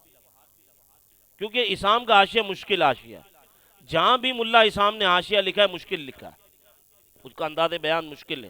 آپ کو الف لام کی قسمیں آپ پڑھ لیں ملا اسام کے حاشیے میں، وہ آپ کو جلدی سمجھ نہیں آئیں گی، وہ الف لام کی اقسام بیان کرتے ہیں، تو وہ ان کا انداز ہے. لیکن وہ ملا جامی پہ اعتراض کر رہے ہیں. اب وہ بتانا کہ بھئی ملا جامی پہ انہوں نے اعتراض کیا. پھر علامہ سیالکوٹی کا انداز یہ ہے کہ وہ ہر جگہ جو ہے وہ ملا اسام کا جواب دیتے ہیں، تو وہ بتانا عبد الغفور کے حاشیے کے اندر لکھا ہوا جواب ہے، وہ بتانا کہ بھئی علامہ سیالکوٹی نے اس کا جواب یہ دیا. یعنی اتنی گہرائی سے جامی پڑھانا یہ مشکل کام ہے. اور اسی لیے میرے خیال سے کوئی غیر منصرف کی آباز تک عبد الغفور کے اندر گئے تھے، اور جو ہے وہ 1.5 سال لگ گیا تھا جب ہم پڑھ رہے تھے. عبد الغفور غیر منصرف کی آباز تک گئے تھے اور 1.5 سال اس میں لگ گیا تھا. تو یہ کہ حواشی کے ساتھ پڑھانا، کوئی بھی کتاب ہو، مختصر المعانی آپ دیکھ لیں تو مختصر المعانی یا متول اگر آپ پڑھیں تو کوئی بھی تلخیص المفتاح کی شرح اطول کو جانتا ہی نہیں ہے کہ وہ اطول بھی کوئی شرح ہے. وہ اطول شرح ملا اسام کی ہے، چونکہ ملا اسام جو ہے وہ کوئی نہ کوئی سوال قائم کر دیتے ہیں، کوئی اعتراض قائم کر دیتے ہیں، تو پھر وہ اطول کا جو ہے وہ جواب سیالکوٹی نے جو ہے وہ متول کے حاشیے میں دیا ہے. اب میں صرف آپ کے سامنے بظاہر نام لے رہا ہوں، میں یہ نہیں کہہ رہا کہ میں نے اگر یہ کتابیں کچھ دیکھی ہیں تو میرا کوئی کمال ہے. میں صرف آپ کو یہ بتا رہا ہوں کہ اگر میں آپ کے سامنے نام بھی لے رہا ہوں تو یہ حضرت کی برکت ہے کہ یہ اتنے گہرائی کے ساتھ کتابوں کو بتانا، کتابوں کے بارے میں بتانا. اور پھر عقائد ہوں، نظریات ہوں، اس میں اپنے اسلاف، خاص طور پہ امام اہل سنت کا جو ذکر ہے وہ اتنی کثرت سے کرنا، اپنے مشائخ کا ذکر. ہمیں عطا محمد بندیالوی رحمۃ اللہ تعالی علیہ کے بارے میں حضرت نے بتایا، اور میں اللہ کا فضل جانتا ہوں کہ میری عطا محمد بندیالوی صاحب کے مزار پہ جو حاضری ہے وہ حضرت کے ساتھ پہلی مرتبہ ہوئی ہے. یار محمد بندیالوی رحمۃ اللہ تعالی علیہ کے مزار پہ جب میں اور یہ اسماعیل بھائی ہم دونوں ساتھ تھے، حضرت کے ساتھ حاضری ہوئی تھی یار محمد بندیالوی رحمۃ اللہ تعالی علیہ کے مزار. ہم وہاں گئے، حضرت نے مزار میں جو جھاڑو رکھی ہوئی تھی وہ اٹھا لی اور پورے مزار میں جھاڑو دینے لگ گئے. ہمیں جھاڑو نہیں دی حضرت نے، اور پورے مزار میں جو ہے وہ حضرت جھاڑو نکالتے رہے. تو یہ اپنے مشائخ کا تذکرہ کرنا، ان کے بارے میں بتانا کثرت کے ساتھ، تو یہ کثرت کے ساتھ ان کا ذکر کرنا، ان کے بارے میں بتانا، ان کی کتابوں کے حوالے دینا، یہ اس بات پہ دلالت کرتا ہے کہ جب تک بندہ ان کی کتابوں کو پڑھے گا نہیں، ان کو سمجھے گا نہیں، تو آگے نہیں بتا سکتا. تو یہ بہت حد تک جو ہے وہ. اور ایک حضرت ایک صاحب کے پاس گئے تھے پڑھنے، تاج نواب صاحب سے میری تھوڑی دیر پہلے بات بھی ہو رہی تھی، تو انہوں نے جو ہے وہ عبارات کا ایک مسئلہ تھا کہ جو اساتین اربع کی جو وابیوں کی عبارات ہیں، تو وہاں پہ جو ہے وہ ان سے اس گفتگو کے اندر جو ہے وہ بات جو ہے نا وہ ہلکی محسوس ہوئی کہ وہ جو ہے وہ تکفیر کے مسئلے کے اندر جو ہے نا وہ رعایت کر رہے ہیں. حضرت نے درس پڑھنا ہی چھوڑ دیا ان سے. یہ مشکل کام ہوتا ہے کہ آپ ایک کتاب پڑھ رہے ہو اور پڑھانے والا بھی اس فن کے اندر ماہر ہو، اور پھر آپ صرف اس وجہ سے کہ بھئی یہ جو تکفیر کا مسئلہ اس میں رعایت محسوس ہو رہی ہے، پڑھنا ہی چھوڑ دیا. اور پھر آج جو ہے وہ اللہ تبارک و تعالیٰ نے، آپ نے میرے خیال سے ان 14 دنوں کے اندر مشاہدہ کر لیا کہ اصطلاحات کتنی روانی سے زبان پر ہیں، اور کس انداز سے جو ہے وہ تدریس ہے، اور آپ کو ایک بات محسوس بھی ہوئی ہوگی کہ آپ نے دیکھا ہوگا کہ پڑھنا حضرت کے پاس، اگر آپ نے پڑھنا ہے، آپ چاہتے ہیں کہ حضرت سے استفادہ کریں، تو پھر آپ کو وقت لازمی دینا ہوگا، ایک دو دن کی بات نہیں ہے، آپ کو وقت لازمی دینا ہوگا۔ اور میں اس کی برکتیں بتا رہا ہوں صرف کہ حضرت کے پاس پڑھنے کی مجھے کیا برکت ملی۔ عطا محمد بندیالوی رحمۃ اللہ تعالی علیہ کے شاگرد ہیں علامہ فضل الرحمان بندیالوی صاحب، جو ہمارے استاد محترم ہیں، ان کے پاس علامہ انس بندیالوی صاحب کو آپ جانتے ہیں، وہ میرے سینئر ہیں، وہ پڑھ کے بھی آئے، اور پھر ظاہر ہے میں گیا ہوں تو وسیلہ وہی بنے تھے جانے کا۔ مجھے کہا تھا کہ ایک مہینے تک آپ جو ہے نا وہ صرف سمجھنا کہ استاد صاحب پڑھاتے کیسے ہیں، اس کے بعد پھر آپ کو موقع لگے تو استاد صاحب کے سامنے جا کے عبارت پڑھنا، ایک مہینے تک پہلے سمجھنا، کیونکہ ان کا طرز مشکل ہے۔ اللہ کا فضل ہے، میں وہاں گیا اور 7ویں دن میں نے میر عیسیٰ گوجی کی عبارت پڑھ لی، 7ویں دن، 7 دن بھی نہیں لگے تھے ان کا طرز سمجھنے کے اندر۔ کیوں؟ کیونکہ اس سے مشکل گفتگو سننے کا عادی بن چکا تھا، اور گھر والے پریشان تھے ایک مرتبہ تو کہ یہ پتہ نہیں کیا بولتا ہے، سمجھ بھی نہیں آتی، وہ مشکل الفاظ جو ہے نا اتنے زبان پر جو ہے وہ جاری ہو چکے تھے، گھر والے پریشان تھے، پتہ نہیں بولتا کیا ہے، گفتگو کیا کرتا ہے، سمجھ نہیں آتی بولتا کیا ہے، کیونکہ ظاہر ہے آپ روزانہ جو ہے وہ مشکل الفاظ سن رہے ہیں، تو آپ کی زبان پہ وہ مشکل الفاظ جاری ہو جاتے ہیں۔ اور اس میں ایک لطیفہ میں بتاؤں آپ کو، آپ نے آپ نے جو ہے وہ حضرت کی لغت کو بھی محسوس کیا ہوگا کہ جو ہے وہ لغت کو کس انداز میں سمجھا رہے ہوتے ہیں، کلمات کے یعنی اس کے مادے سے جو ہے وہ معنی کو شروع کر کے آگے جو ہے وہ سیگے کے معنی تک آنا، یہ ساری چیزیں آپ نے اس کی جھلک آپ نے دیکھ لی ہوگی۔ عبد المصطفیٰ ہمدمی صاحب ہیں، شہید مسجد کے امام صاحب، علامہ عبد المصطفیٰ ہمدمی صاحب، اللہ رحیم صاحب سے جو مشہور ہے، انہوں نے جو ہے وہ متول کا خطبہ لکھا، خطبے کا ترجمہ لکھا، متول کے،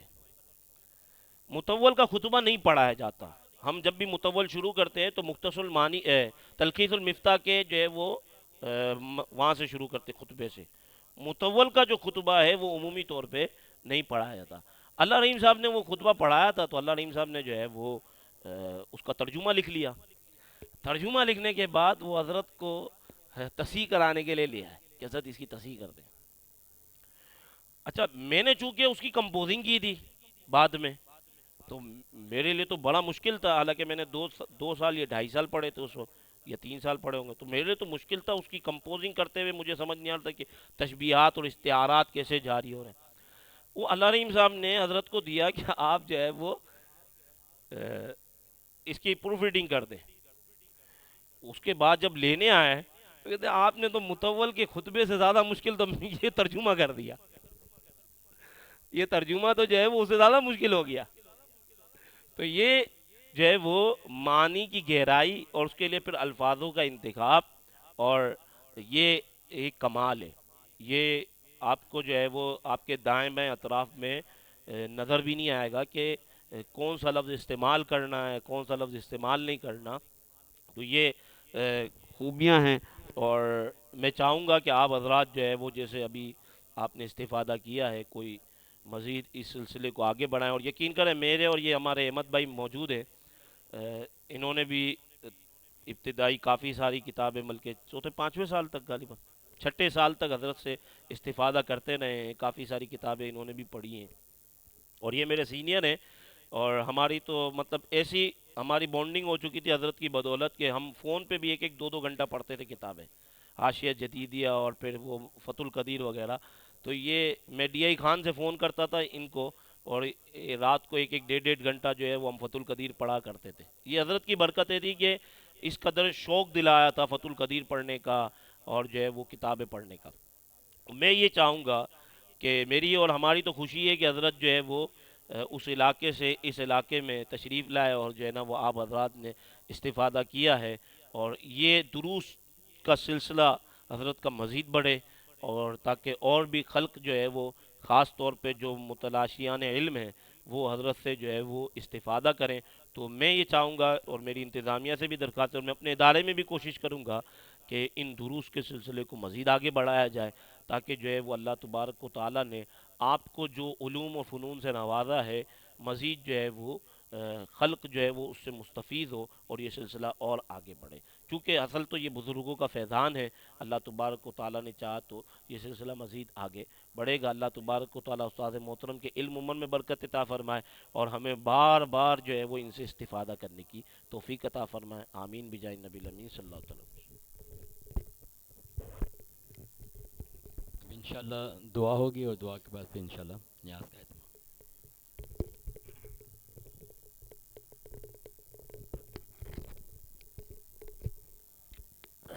دعا سے قبل میں انس بھائی کے اس میں تو ایسا اضافہ کرنا چاہوں گا۔ میں جب استاد صاحب کی بارگاہ میں حاضر ہوا تھا، یہ سن 2005 کی بات ہے، تو دوست میرے عالم زیب وہ مجھے بڑے اصرار سے بار بار کہتے تھے، تقریباً 6 سے 7 مہینے تک انہوں نے کہا آپ ایک دفعہ چلے تو صحیح، استاد صاحب کو خالی ایک دفعہ درس میں سن لیجیے گا۔ تو میں پہلی بار حاضر ہوا، جیسے ابھی استاد صاحب بیٹھے ہوئے اسی طرح بنابی مسجد کے ممبر کے ساتھ ہی استاد صاحب تشریف فرماتے، شرح تہذیب اس وقت پڑھا رہے تھے۔ پہلا درس میں نے حضرت کا سنا اور وہ ایک درس سن کے پھر میں بادامی کا ہو گیا۔ تو اس وقت یہ میں اپنے چشمدید بتا رہا ہوں، کسی سے سنا نہیں ہے، بیچ میں راوی نہیں ہے کوئی۔ استاد صاحب محترم جو ہے نا اس وقت ایسا بھی ہم نے دیکھا کہ 22 گھنٹے استاد صاحب نے مسلسل پڑھا، صرف 2 گھنٹے آرام فرمایا رات میں۔ 20 گھنٹے 18 گھنٹے یہ تو تقریباً استاد صاحب کا نارمل روٹین تھی کہ اس وقت آپ پڑھتے تھے۔ اور جیسے ابھی انس بھائی نے ذکر کیا، استاد صاحب نے 4 سال پڑھا،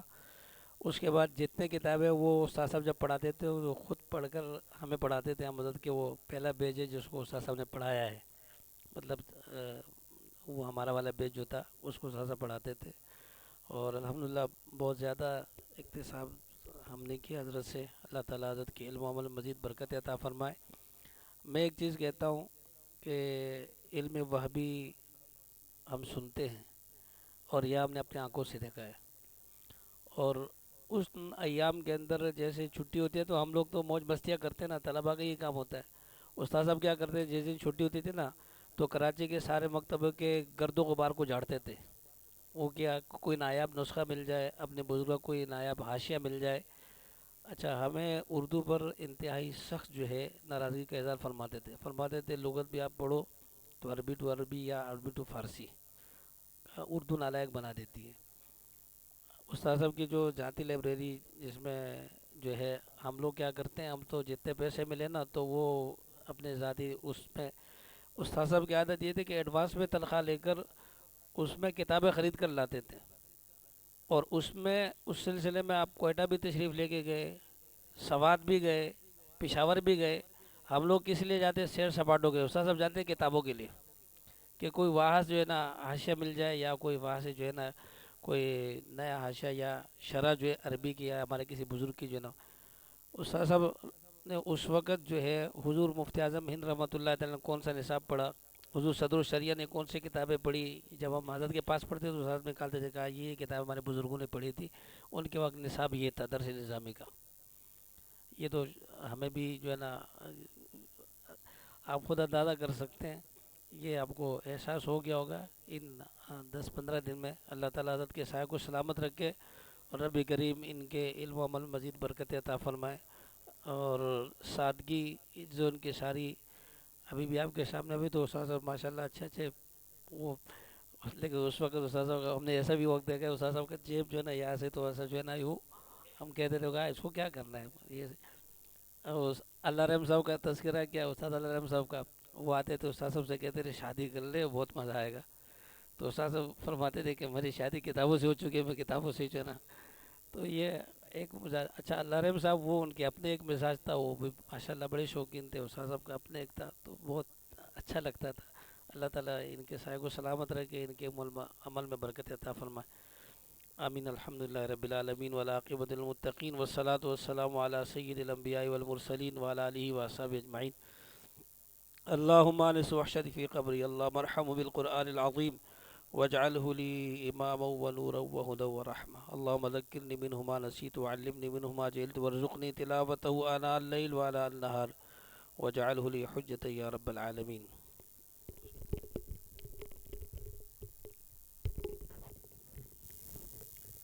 اللهم صلی علی سیدنا و مولانا محمد معدن الجود والکرم وآلہ وبارک وسلم یا ارحم الراحمین یا ارحم الراحمین یا ارحم الراحمین۔ العالمین، جو کچھ بھی ان دونوں نے اپنے حسن ظن کے اعتبار سے میرے حوالے سے جو باتیں کیں، العالمین بے شک تو علیم ہے، بصیر ہے، سب جانتا ہے۔ ارحم الراحمین، ان میں سے حق اور سچ یہ کہ کسی بات کا میں مصداق نہیں، اپنے فضل سے، اپنے لطف سے انہوں نے جو باتیں میرے حوالے سے کی، ارحم الراحمین مجھے ویسا بنا دے۔ العالمین، یہ جتنے بھی یہاں موجودین ہیں طلباء تیرے دین متین کے علم کے حصول کے لیے کوشاں ہیں، العالمین ان کو دن دگنی رات چگنی ترقیاں عطا فرما۔ ارحم الراحمین، تیرے لاریب کلام کا ختم کیا گیا، اور قبلہ امام صاحب کی یہ کاوشیں ہیں کہ طلباء کی ذہن سازی کرتے ہیں اور حتی الامکان طلباء کو دورہ حدیث کی فراغت کے بعد پورے قرآن کے ختم کے ساتھ بھی مشرف کرتے ہیں۔ ارحم الراحمین، ختم قرآن پہ تو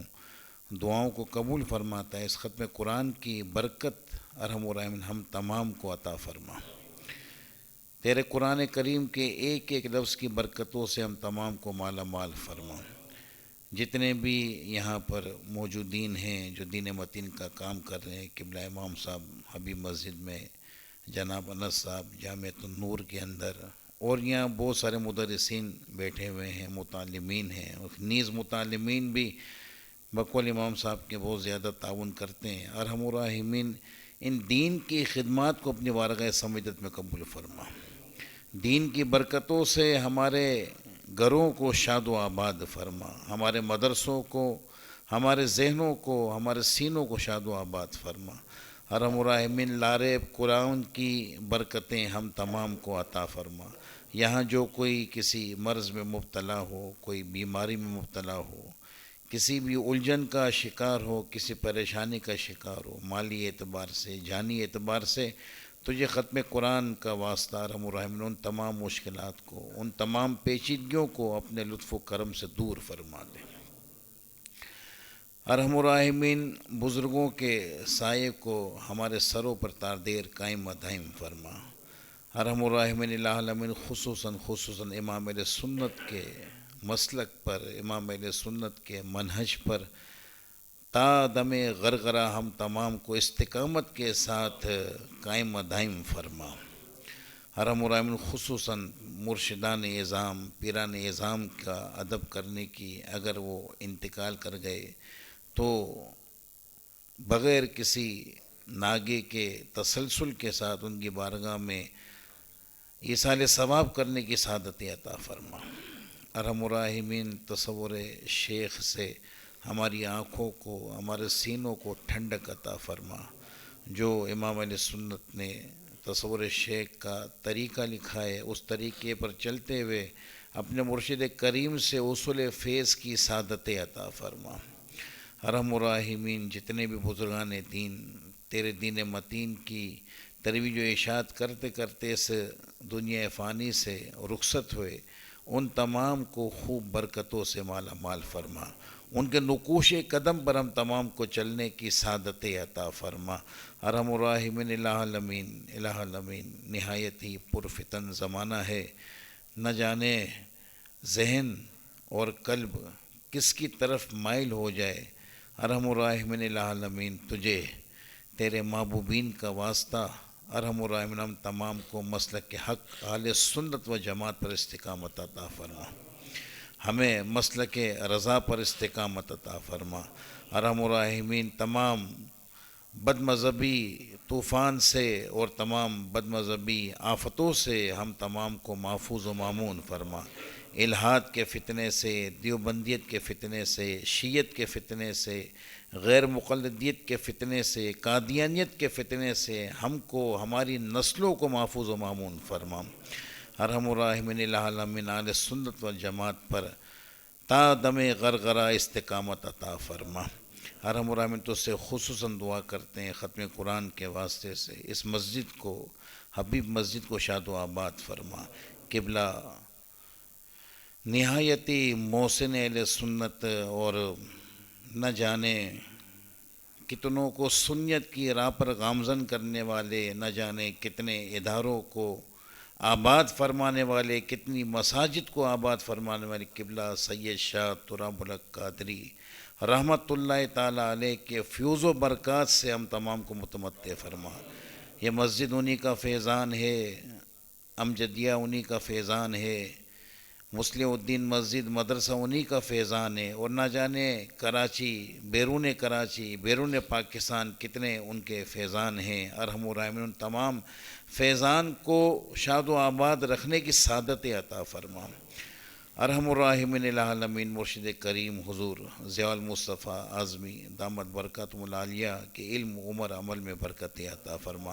ان کے فیوز و برکات سے ہم تمام کو متمتع فرما۔ ارحم الراحمین العالمین ہم تمام طلباء کو، ہم تمام تیرے ناقص بندوں کو مرتے وقت کلمہ طیبہ نصیب فرما۔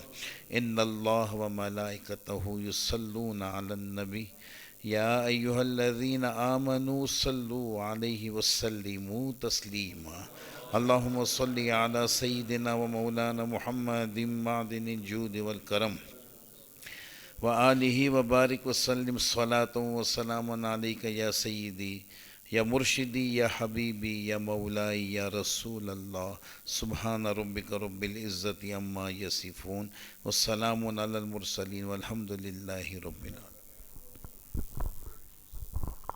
تحدیث نعمت کے طور پر ایک بات عرض کر دوں کہ الحمدللہ گزشتہ 4 سال سے ختم بخاری شریف یا الحمدللہ دونوں جلدیں پڑھائی جاتی ہے۔ پہلے سال ایک طالب علم نے مکمل بخاری شریف سماعت کی تھی، از اول تا آخر، سے کوئی چھٹی نہیں تھی، کوئی غیر حاضری نہیں تھی۔ اور پچھلے سال ایک بچہ تھا، اس نے مکمل بخاری شریف سماعت کی تھی۔ اس سال الحمدللہ 5 بچے ایسے تھے جنہوں نے مکمل بخاری از اول تا آخر پڑھنے کی سعادت حاصل کی، اور ان 5 میں سے یہ 4 طلبہ بھی شامل ہیں جنہوں نے بخاری کے ساتھ ساتھ قرآن کریم بھی مکمل از اول تا آخر ترجمے کے ساتھ مکمل کیا۔ دعا فرمائے اللہ تعالیٰ اس سلسلے کو جاری و ساری رکھے، رب کریم اس ادارے کو، یا کہ خاص طور پر جو ہمارے انتظامیہ کے افراد ہیں، ہمارے عبید بھائی، اشفاق بھائی اور دیگر تمام معاونین جو جس انداز سے بھی اس ادارے کے ساتھ تعاون کر، اللہ تعالیٰ ان کو دارین کی سعادت نصیب فرمائے، اور خصوصیت کے ساتھ ہمارے قبلہ حاجی عبدالحمید مکی صاحب کو اللہ تعالیٰ غریق رحمت فرمائے، جنہوں نے اس مسجد کی بنیاد رکھی، یہ ان کے خلوص کی برکت ہے، اور خاص